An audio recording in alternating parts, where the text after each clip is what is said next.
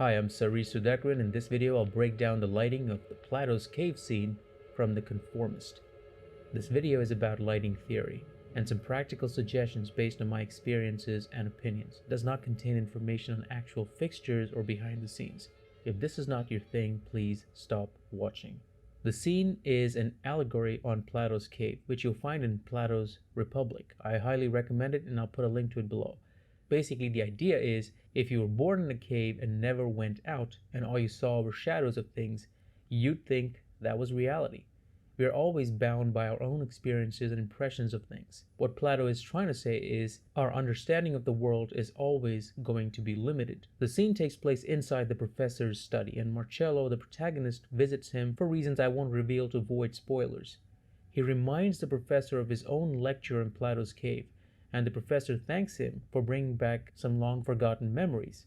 Then, the professor turns the tables and puts Marcello in an uncomfortable position by questioning his motives, at which point Marcello starts to change. Or let's just say he begins to learn more about himself. Cinematographer Vittorio Storaro lit the entirety of the Conformist in this kind of shadow play, let's call it. He was motivated by The Calling of St. Matthew by Caravaggio, to let light be truth. You can see how the scene is lit similarly, with a strong ray coming in from outside the right window. There's also an abundant use of smoke or haze in the room, which is somewhat justified by the ashtray on the table.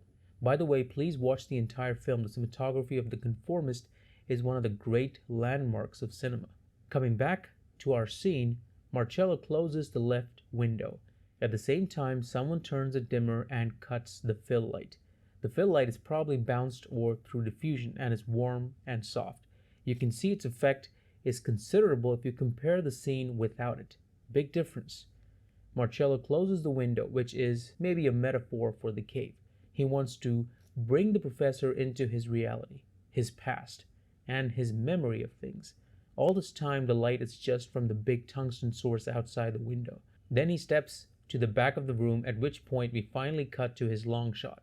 Notice how the shadow is lower than the head. The light is at a 45-degree angle to the right. The motivation is as if it's coming from the same window. If you actually lit the scene with the light from the window and you try to shoot it in the reverse angle, you'd see that the light spreads everywhere on the back wall, not just at the center as you see in the film. So the light had to be flagged and blocked so it only hit the center of the frame and not the edges. So the second light is placed on a stand high above, and it's not the window light. It also explains why the shadow is a lot lower than it would be in real life. But that's okay, it's a creative license a cinematographer enjoys. It doesn't have to match technically, only aesthetically. In the close-up, you can see the shadow is a lot softer than in the wide shot, and that's probably because the light has been brought a little closer. Maybe they put on some diffusion on there to soften the light a little bit on his face. Then finally, at the end of the scene, the professor reopens the window because in a way, he wants to tell Marcello his perspective is not all that real or true. There are odds, and maybe it's the professor's way of ruining Marcello's theater, if you will. When he opens the window, the shadow behind Marcello disappears. Then he's surprised. The point here is there's no direct connection between Plato's allegory and the lighting of the scene, but it seems like that. You feel it, and that's what cinematography is supposed to convey if you think of it as art. You're using sound and image to tell a story more deeper than words can. Otherwise, we can all just read the novel, right? What this scene and the rest of the movie taught me about lighting is that it doesn't have to be technically accurate or just purely functional. You can make beautiful images that stand the test of time and still have a deeper meaning to convey. By this point in his career, Vittorio Storaro was just starting out, and he was already a genius. Then there's also the economy of lighting. If you actually think about it, it only took a total of 2 lights.